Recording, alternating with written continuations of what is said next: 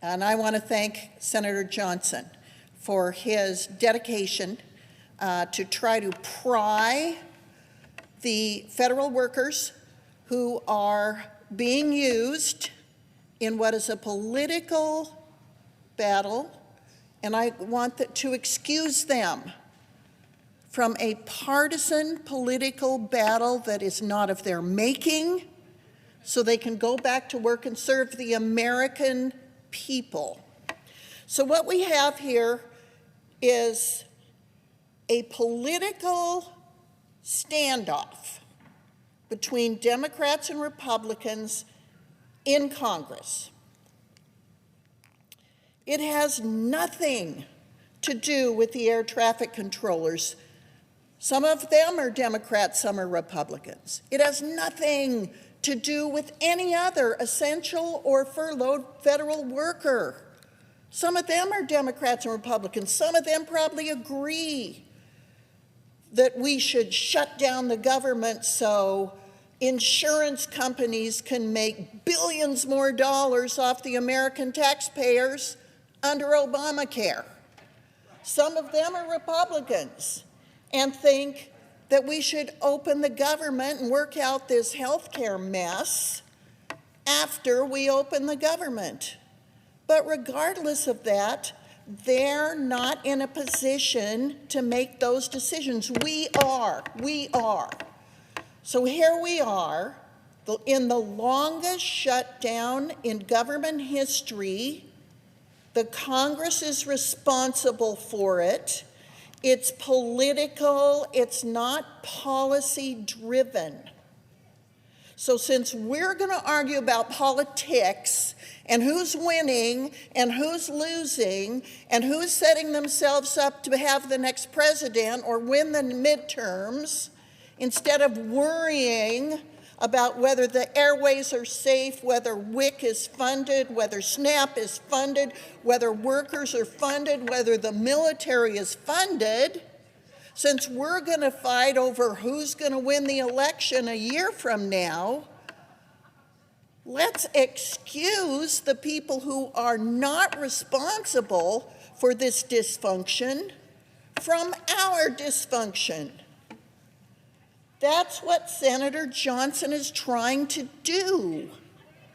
Now, we all agree, Democrats and Republicans, that this is not fair to federal workers, people who are in the military, who are air traffic controllers, who are essential, who are furloughed. It's not fair to them. We all agree. What Senator Johnson is doing is finding a way that we can be together on a bipartisan basis, excuse the federal workers from this mess, let them be paid, and let us go on with our absurd partisan political dysfunction if that's what we want. If we want to fight about health care, it's my opinion we ought to do it after we fully open the government. But if we're not willing to do that, let's at least let the federal workers off the hook. I applaud Senator Johnson. I applaud Senator Sullivan. I applaud Senator Cruz. We want to be able to keep Americans safe who are getting in airplanes every day. We want to keep Americans safe who are working in the military. They don't make very much money, especially those young first and second year military employees. And some of those have young families. Some of those have spouses. So I'm telling you, they don't make much money. And then you withhold their pay. Those are the people that are working paycheck to paycheck. Let them out of our political dysfunction. Don't make them suffer for our political misfunction and dysfunction.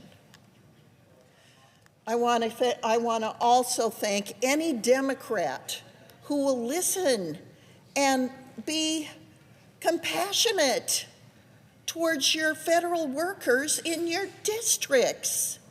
This is wrong for those of us, whether we disagree about health care or not, whether you want to fund billions of dollars to give to insurance companies for a broken health care system, fine. We can have that debate.